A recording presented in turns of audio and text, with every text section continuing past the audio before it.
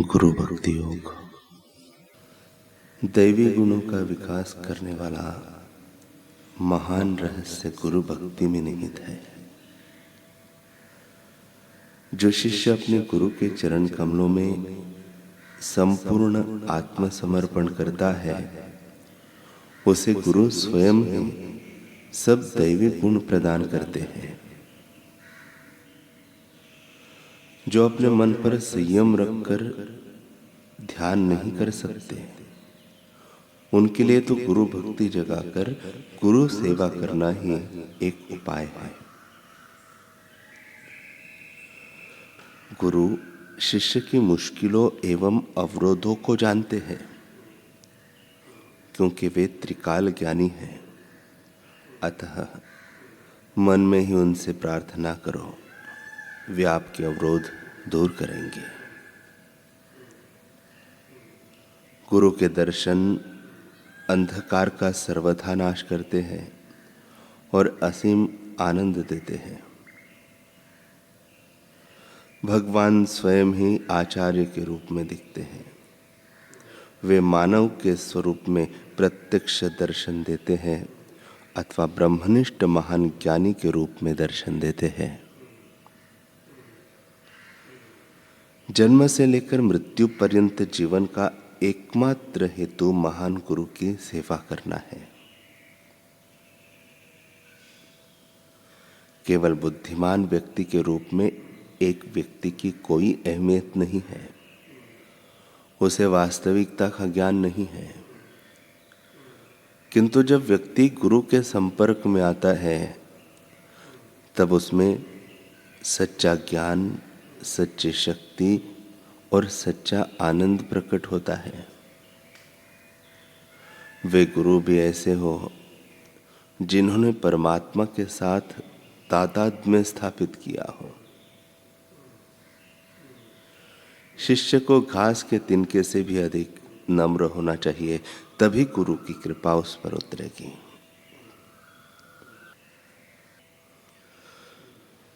श्रीमद् भागवत के 10वें स्कंध के 80वें अध्याय में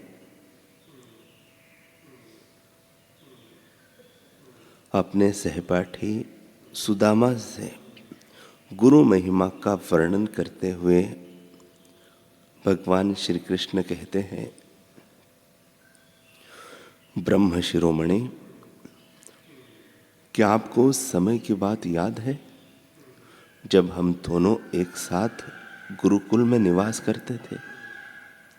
सचमुच गुरुकुल में ही द्विजातियों को अपने ज्ञातव्य वस्तु का ज्ञान होता है, जिसके द्वारा वे अज्ञान अंधकार से पार हो जाते हैं। मित्र, इस संसार में शरीर का कारण जन्मदाता पिता प्रथम गुरु है। इसके बाद उपनयन संस्कार करके सत्कर्मों की शिक्षा देने वाला दूसरा गुरु है। वह मेरे ही समान पूज्य है। तदनंतर ज्ञान उपदेश करके परमात्मा को प्राप्त कराने वाला गुरु तो मेरा स्वरूप ही है। वर्णाश्रमियों में जो लोग अपने गुरुदेव के उपदेशानुसार अनायास ही भवसागर पार कर लेते हैं, वे अपने स्वार्थ और परमार्थ के सच्चे जानकार हैं। हे मित्र, मैं सबका आत्मा हूं, सबके हृदय में अंतर्यामी रूप से मैं विराजमान हूं। मैं गृहस्थ के धर्म पंच महायज्ञ आदिक से, ब्रह्मचारी के धर्म उपनयन वेदाध्ययन आदि से, वानप्रस्थी के धर्म तपस्या से और सब ओर से उपरत होना इस सन्यासी के धर्म से भी उतना संतुष्ट नहीं होता जितना गुरुदेव की सेवा शुश्रूषा से मैं संतुष्ट होता हूं। ब्राह्मण, जिस समय हम लोग गुरुकुल में निवास करते ही थे, उस समय की यह बात आपको याद है क्या? जब एक दिन हम दोनों को हमारी गुरु पत्नी ने लकड़ियां लाने के लिए जंगल में भेजा था, उस समय हम लोग एक घोर जंगल में गए हुए थे और बिना ऋतु के ही बड़ा भयंकर आंधी पानी आ गया था। आकाश में बिजली कड़कने लगी थी। जब सूर्यास्त हो गया तब चारों ओर अंधेरा ही अंधेरा फैल गया था। धरती पर इस प्रकार पानी ही पानी हो गया कि कहाँ गड्ढा है कहाँ किनारा है इसका पता ही नहीं चलता था।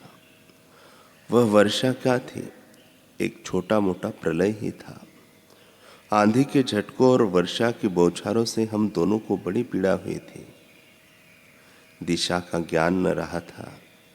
हम दोनों अत्यंत आतुर हो गए और एक दूसरे का हाथ पकड़कर जंगल में इधर उधर भटकते रहे थे। जब हमारे गुरुदेव सांदीपनि मुनि को इस बात का पता चला तब वे सूर्योदय होने पर हम दोनों को ढूंढते हुए जंगल में आ पहुंचे और उन्होंने देखा कि हम अत्यंत आतुर हो रहे हैं। वे कहने लगे, आश्चर्य है, आश्चर्य है।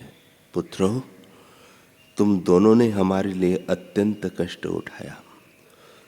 सभी प्राणियों को अपना शरीर सबसे अधिक प्रिय होता है, परंतु तुम दोनों ने उसकी भी परवाह न करके हमारी सेवा में ही संलग्न रहे। गुरु के ऋण से मुक्त होने के लिए सच शिष्यों का इतना ही कर्तव्य है कि वे विशुद्ध भाव से अपना सब कुछ और शरीर भी गुरुदेव की सेवा में समर्पित कर दे। द्विज शिरोमणियों, मैं तुम दोनों से अत्यंत प्रसन्न हूँ।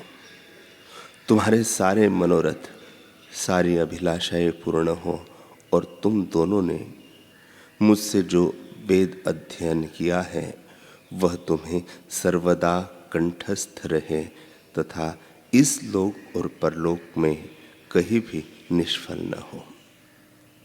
हे प्रिय मित्र, जिस समय हम लोग गुरुकुल में निवास कर रहे थे, हमारे जीवन में ऐसी अनेकों घटनाएं घटित हुई थी। इसमें संदेह नहीं कि गुरुदेव की कृपा से ही मनुष्य शांति का अधिकारी होता है और पूर्णता को प्राप्त कर लेता है। भगवान शिव जी ने भी कहा है, धन्या माता पिता धन्यो गोत्रम धन्यम कुलोद्भव धन्या च वसुधा देवी यत्र स्यात् गुरु भक्ततः। जिसके अंदर गुरु भक्ति हो उसकी माता धन्य है, उसका पिता धन्य है, उसका वंश धन्य है, उसके वंश में जन्म लेने वाले धन्य है, समग्र धरती माता धन्य है।